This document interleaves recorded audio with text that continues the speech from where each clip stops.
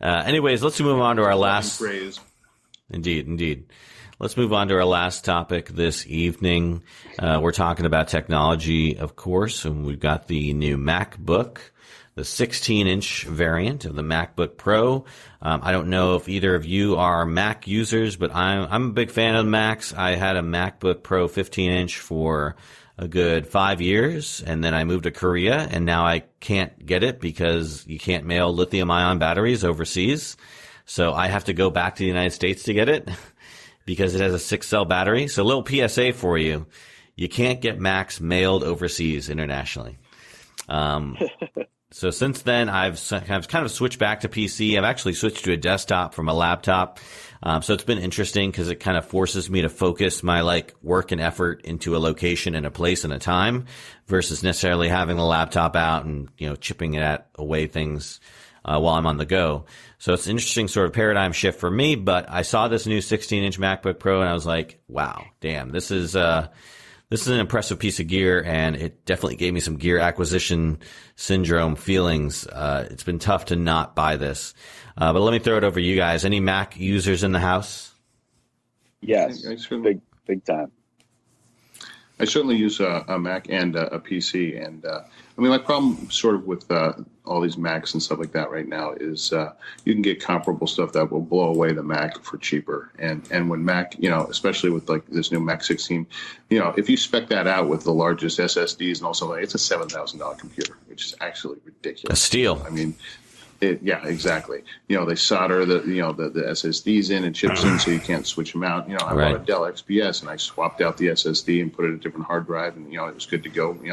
It's just I have a real problem. I think Mac is just kind of made it so specialized and so if you don't spec it out the highest you can right when you did it, you're never going to be able to upgrade or do anything to it. They're not easy to fix and stuff like that unless you're buying Apple Care and stuff like that, which is you pretty much have to buy Apple Care if you care about your computer if something goes wrong.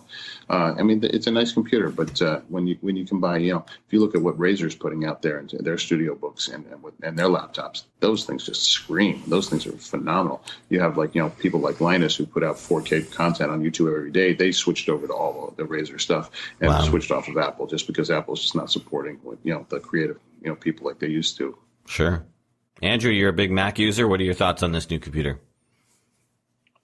I am a Mac user just because that's what I've been using since probably 2003. But I use what works. Travis definitely has more background and insight into the laptop gear than I do.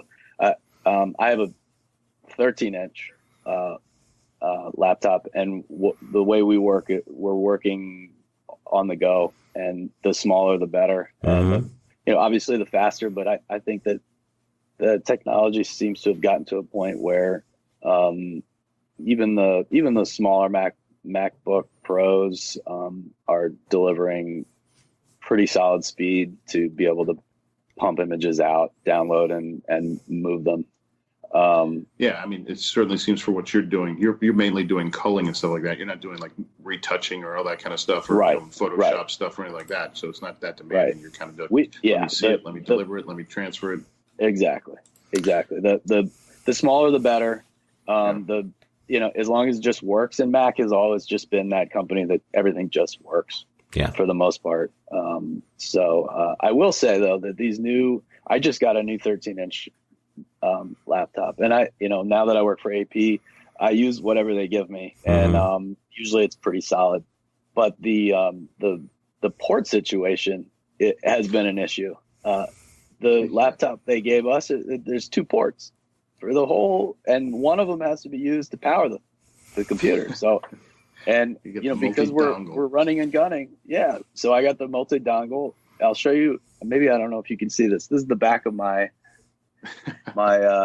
computer right now. I'd show you it, but I'm using it to speak to you guys with. I basically have run an entire sheet of industrial Velcro.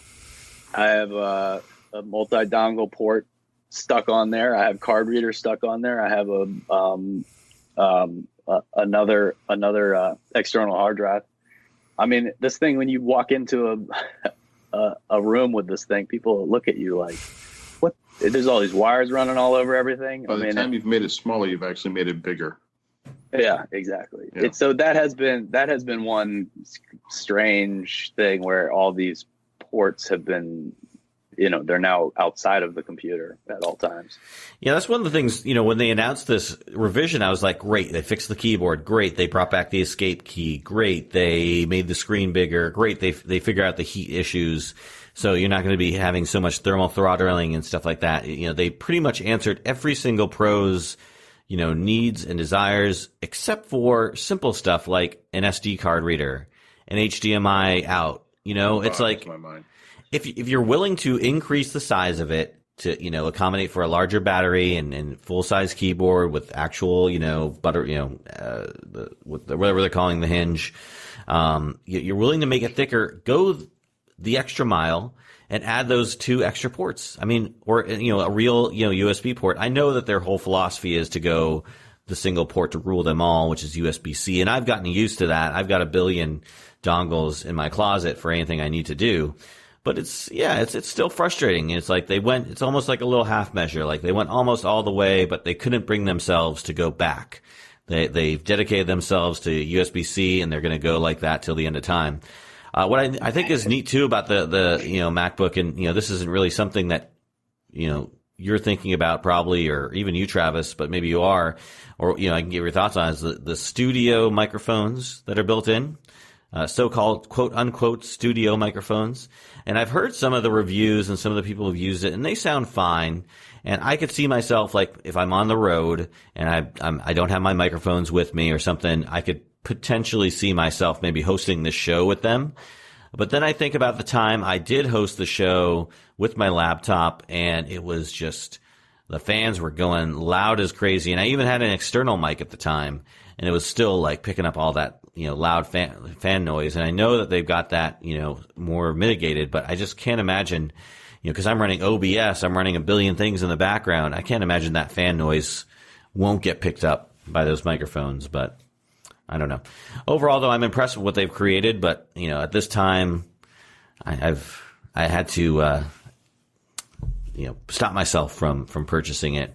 And it sounds like Andrew, you're going to use whatever they give you. So, like you said, if they give you this, then great, so be it. But perhaps you'll get. There's a caveat to that. I always say I'll use what you give me, but if I had my choice, this one would be better than that one. I mean, there's a huge debate going on between Sony and Canon with these new Sony cameras. I'm sure you guys have already discussed this, but right now it's a heated debate. Yeah, I'm not familiar with this Sony. If you could use an A9 II, you'd be a happy person. Trust me, your life would change with an A9 II. Well, they gave us a set and let us play around with it. It's fantastic. It's a really solid. What are you guys using over at the AP? Is it Sony? We have a global contract with Canon. Okay. And it's been that way for quite a few years. But there are rumors. I hear lots of rumors that things might change. So I don't know. I guess we're gonna have to see. What is your day-to-day camera? Is it the EOS R, or is it like the? It's the Canons, the 1D Mark 2s or 3s. What is it now? 1D Mark. What's the new one about to come out? They just came out with the newest one, right? 1DX Mark II or something. 1DX Mark II. I think that's the latest, greatest.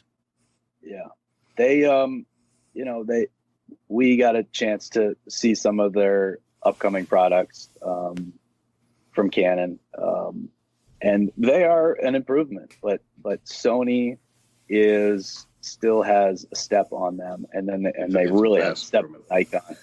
It's a vast improvement, and with the Sony A9 IIs, they've really basically fixed all of the The complaints. A9 II became a journalist, with its different ports and its being able to transfer files, and the speed of that camera, and and its eye autofocus and buffering and 20 frames a second. It's just it's insane. From what I've heard, they've the main thing for us is they've improved the weatherization of the camera, so there's not any issues of standing out there with it in the rain, which is that's a big deal. For what we do. So I'm surprised they haven't, or the upgrade you got. They gave us the Sonys to play with, and then somebody else wanted to play with them, so I went back to my Canons. I use whatever I'm given. I shot with Nikons, I shot with Canons, Fujis, Sonys. I'm surprised again with the Canon contract they haven't moved you all over to the USRs, because I figure mirrorless is, what I've heard has been much more popular on Capitol Hill, just because, you're not getting that loud shutter every time you take a picture. So, that cacophony of shutters every time there's a leader or, political leader, anywhere, it's not overbearing.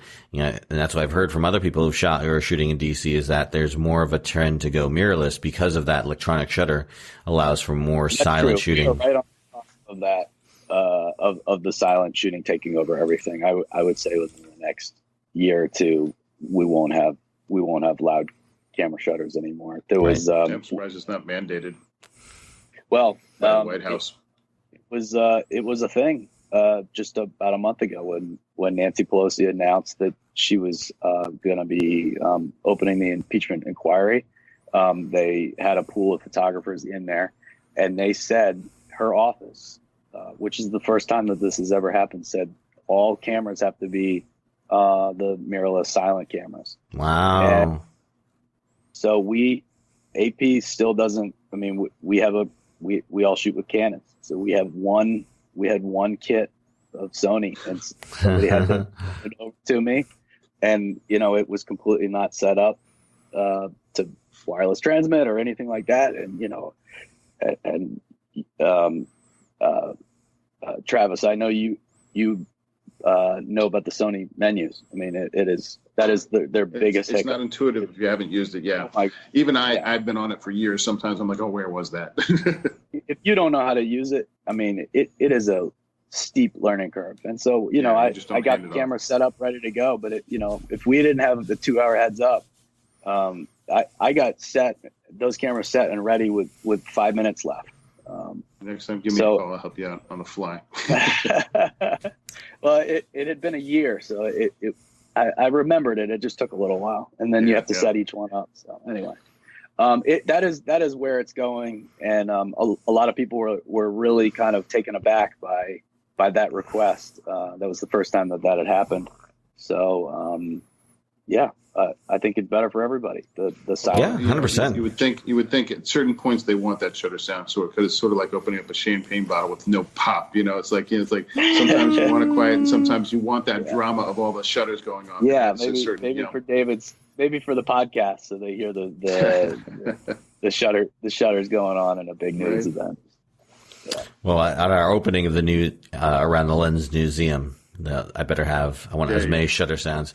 But, I don't want to say get with the times, but get with the times, folks. Mirrorless is the way of the future. And if you're not rocking it, you're going to have to be. So, like you said, it's a trend you're seeing. So, yeah, I'd be very surprised. I'm sure our new president, whenever they're elected, 4 or more years from now, they will, whenever we have a new administration, I'm sure that is something that will be, definitely something more mandatable, in terms of, again. To be fair, I think that it's more of a desire from the video, the television. Oh, yeah, 100%. 100%. I'm sure NPR would probably sponsor us if they could to get us all silent cameras, because hey, there you go. That's an interesting angle. Really huge. Yeah. So, the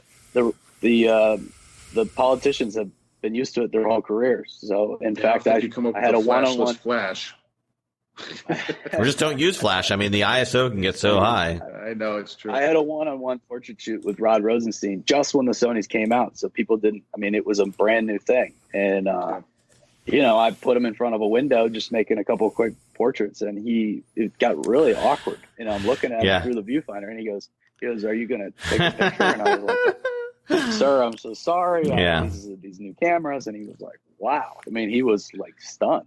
Yeah, I've had the same exact experience shooting on behind the scenes on films, because obviously, with sound like that, you put it on total silent. But then when you take the actors off onto the side to shoot some portraits and stuff like that, when they don't hear that click, they kind of like, what's going on? And they want to hear it, so it's like you have to put it back on just for them. Mm-hmm. It's a strange interaction. It's kind of different to just stand there and just be photographed without knowing. Doug Mills with the New York Times is a big Sony guy. He signed up immediately. He was shooting golf, and one of the guys saw him at some hole, and he was like, "Not on my backswing, okay, buddy?" Because that, when you come up with a golf club, I'm sure anybody that's ever shot golf, they know that that hearing that clicking noise in their backswing, golfers get furious. Yeah. And he said, "Well, actually, sir, I'm gonna." And he was like, "What?" He was like, the cameras. And so the guy was like, "Oh my God, that's amazing!" And he went nuts. He was taking iPhone pictures of the camera, and he's like, "I'm gonna have, we got to have this mandatory for the entire PGA Tour." Mm-hmm. That's awesome. It's big changes. But in 6 months from now, this is going to sound quite dated. This whole conversation. Indeed. So. All right. Well, I know we have to end the show because people got to go places. Andrew, where would you like to direct people towards see more of your work? Oh, apimages.com is our global searchable website to see images happening real time, uploaded to the wire. I guess you can follow me on Instagram at Andy Harnick and Twitter. Great. Thank you. Travis, anything before we sign off? No, as always, keep the conversation going with us. Please reach out to us. Let us know what you like, what you don't like, what you'd like to see in the future, and any questions you have. It's important for you guys to kind of have that ongoing conversation with us so we can program and adapt to, our viewers and really kind of listen to you. We'd love it. Thank you. Yeah, absolutely. And, we've got an awesome season 5 lined up. I've already got guests booked out until early January, and I'm trying to flesh out that schedule for far in the future as I can. So, if you have anybody who you think might be great for the show, don't hesitate to send us a line, info@aroundthelens.com. If you'd like to support the show financially, don't hesitate to go over to Patreon and throw us a bone and get some of our content early. All right. Well, thank you, Andrew, so much for taking time out to be on the show. Truly appreciate it. This is great. Thanks so much for having me, guys. This was a lot of fun. It's been a pleasure. Very happy to have you. All right, for Travis Keys, I am David J. Murphy. This has been Around the Lens, episode 201, and we are out. Thanks for listening to Around the Lens. We hope you enjoyed the show. To continue the conversation, head on over to one of our social media outlets such as Facebook, Instagram, YouTube, or Twitter. To support the show financially, consider donating to us via Patreon. For show notes from this week's episode and links to everything else we talked about, just go to our website, aroundthelens.com. Finally, if you or someone you know might be a good guest for the show, get in touch with us via email at info@aroundthelens.com.